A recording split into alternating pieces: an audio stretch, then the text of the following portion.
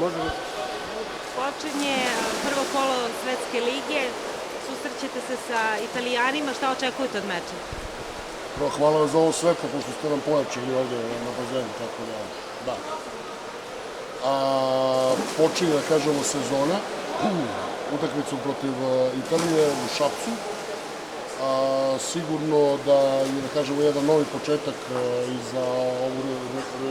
za reprezentativce, to je za celokupnu reprezentaciju Srbije u vaterpolu.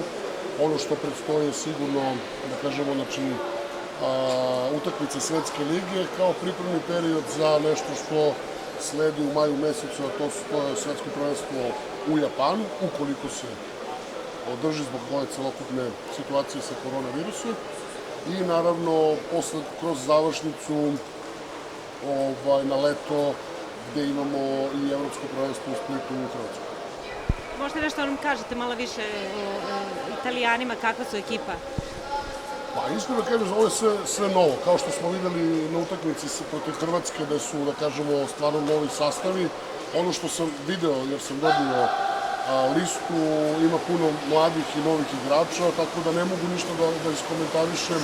Mislim da bi možda realnije bilo posle same igre i kad se napravi neka analiza, ali sigurno da u odnosu na sastav koji igra na olimpijskim igrama u Tokiju ima sigurno 7-8 noviteta. Hvala vam.